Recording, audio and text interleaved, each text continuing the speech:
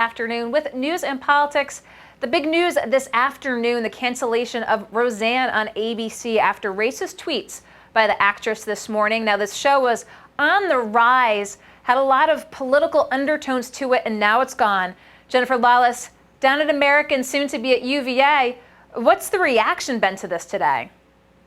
I think the biggest reaction has been the speed with which ABC and Disney responded to the tweet and canceled the show. So there was not a big discussion. There was not a big debate or deliberation. She had already tweeted an apology, and none of that mattered. Within a matter of minutes, the show was canceled. And I think that that really indicates that we've moved quite a bit as a country. We've seen a lot of people been punished and taken down for sexual harassment. This is a perfect example of how we no longer are willing to tolerate racism either. And given that the ratings were what they were and that the show had been quite critically acclaimed when it came back, there were real costs associated, and ABC and Disney decided to move ahead and do it anyway. How much legs do you foresee this having? After the tweet, Roseanne issued the apology swiftly. ABC canceled the show swiftly. What do we see after this now?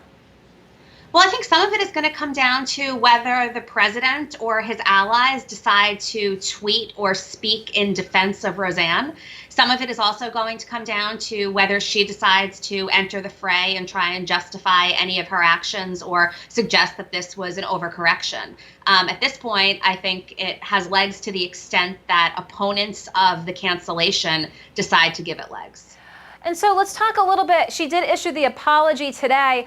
I mean, is this it for Roseanne? Is there a third act? This was her de facto second act.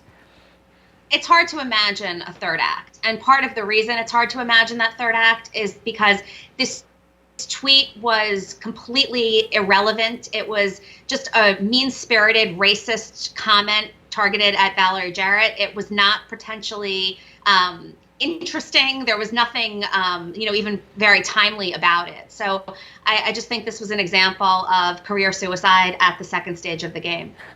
And it's interesting. I mean, once the tweet's out, it's out. I believe she did delete it and did apologize. But I mean, one has to wonder, what was she thinking? She wasn't thinking. And I think that, 20 years ago, if you weren't thinking, you wouldn't necessarily have a TV show canceled because of this kind of statement. But we have moved forward as a country. We are aware of racism and sexism and homophobia in a way that we were not 20 years ago. And I think she realized that today, but it was too late. Well, we'll see what happens moving forward on the Roseanne front. Of course, it was very much in the political fray with President Trump supporting sort of the pro-Trump storylines from Roseanne. But today's tweet sees the show canceled. Let's move to politics. Let's talk about Trump. Let's talk about North Korea. On again, off again, on again. It looks like the summit now is moving forward. What is the talk inside the Beltway as to sort of the geopolitic of this, of it looking like it was good and then off and then back on again? A lot of machinations, a lot of moving pieces. I think there's a general sense of worry because there's so much uncertainty regarding the summit. And it was the very day that he had canceled the summit and written the letter to Kim Jong-un saying that meeting would not be appropriate at this point in time, that he spoke to reporters later in the day and said that June 12th might still very well be the date and the summit's not necessarily canceled.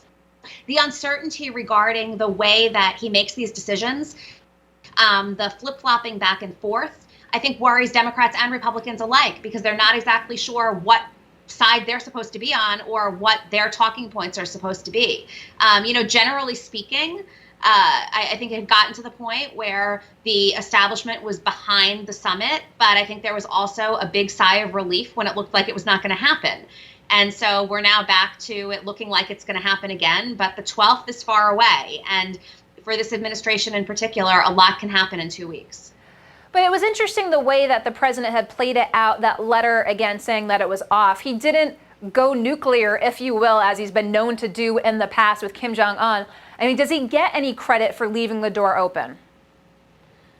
Well, I think he gets a little bit of credit for leaving the door open, although if you dissect that letter any more than, just giving it a cursory read, there are a whole bunch of other problems with it. So he wasn't incredibly confrontational or offensive in the letter, but it was written as though Trump was speaking it. And, there were some veiled threats. There were some suggestions that it's a shame that this isn't taking place because if we, God forbid, ever have to use our nuclear weapons, that's going to be the end of it. And, I'm not sure that the tone was that different than going nuclear. It was just done in a more appropriate way.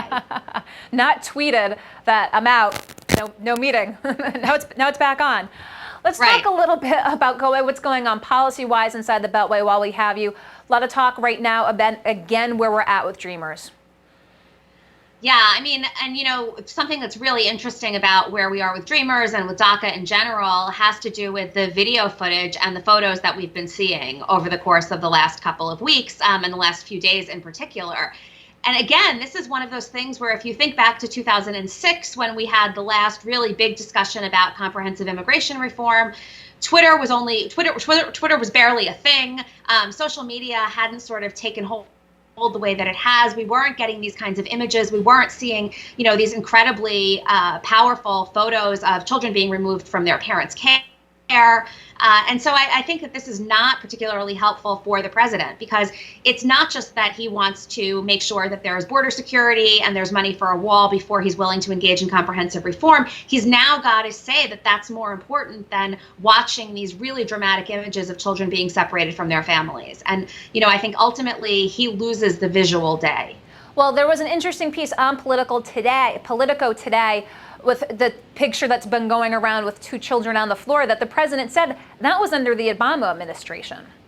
It was, and that's another example of a tweet being taken down very, very quickly. That was Jon Favreau, an Obama, speechwriter who had actually posted it initially. But no one cares, right? Obama was so yesterday. It doesn't matter anymore. What we've got now is a president who is talking about immigration reform and an attorney general who has said explicitly, look, if you want to stay with your kids, don't break the law, right? And so those images are going to be associated, I think, more with the president's policies and this Justice Department's view of what they have to do to enforce the law than, sort of terrible circumstances that happen to ensue under Barack Obama's White House. Well, a lot of talk about, as they said, this number of 1,500 children unaccounted for under the new administration's policy is going to continue to keep an eye on that down in D.C., but of course, keeping an eye on the aftermath of the Roseanne cancellation, what's going to take place with the North Korean summit, potentially for June 12th, and of course, more policy inside the Beltway. Jennifer Lawless, appreciate as always you're taking the time to Skype in today. See you next week. Okay, thanks, Jennifer. Don't go anywhere from national politics. We're going to get local. We've got two city council candidates here in studio at the Navigant Credit Union Broadcast Center. We'll be right back.